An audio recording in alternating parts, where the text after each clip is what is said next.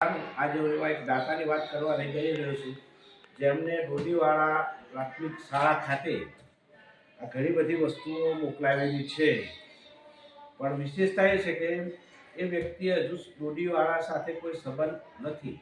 માત્ર એફબી પર એમને વિડીયો જોયા અને ઇમ્પ્રેસિવ થઈ અને સ્કૂલ માટે નવી નવી વસ્તુઓ મોકલવાનો નિર્ધાર કરેલ છે. આ લગભગ 6 વખત એ વસ્તુ મોકલી રહ્યા છે. સ્કૂલ સ્ટેપ ચોપડા લગભગ 500-600 મોકલાવેલા છે. પેન્સિલોના બોક્સ લગભગ 400 જેવા મોકલાવેલા છે. કલર બોક્સ મોકલાવેલા છે. બોલ પેન પણ મોકલાવી છે બાળકો માટે. સારું ઇંગ્લિશમાં રીડિંગ કરે એવા ગાલાની લિટલ ડિક્શનરી પણ મોકલાવેલી છે.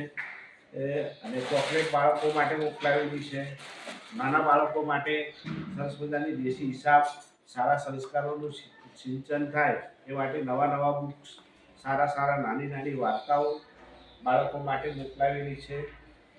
બાળ સૃષ્ટિના અંક પણ એમની પાસે જે કલેક્શન હતું એમાંથી મને મોકલાવેલા છે. અને ફૂલ સ્કેપની જે લીટીવાળી નોટ પણ બાળકો સારા અક્ષરે લખી શકે એવું એમને મોકલાવેલું છે. પેન્સિલ પણ મોકલાવેલી છે. અને પેન પીસ આ દેખાય છે એમનો એક એવો નિર્ધાર છે કે જે બાળકો પર્યાવરણનું રક્ષણ કરે અને પ્લાસ્ટિકનો યુઝ ઓછો કરે અને કાપડની બેગનો ઉપયોગ કરે તો દરેક બાળકને કાપડની બેગ મળી રહે એ માટે એમને પેન પીસ મોકલાવેલા છે.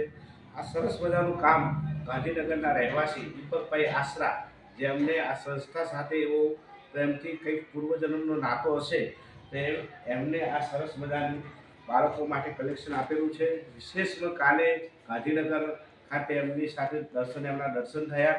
એમને બાળકો માટે ત્યાં પણ જે પ્રવાસમાં ગયેલા હતા બાળકોને દરેકને ચોપડા, પેન્સિલ જેવું વસ્તુ આપીને પ્રોત્સાહિત કર્યા. શિક્ષકોને પણ સાસ પીવડાવી અને વિદ્યાર્થીઓને પણ ચીકી આપી અને પ્રોત્સાહિત કર્યા છે. આવા વિરલ વ્યક્તિઓ આપણા દેશની અંદર છે, જે સંસ્થાઓના હિત જળવાય એવા કાર્યો કરે છે. એવા દાતાને સત સત પ્રણામ. જય હિન્દ, જય ભારત.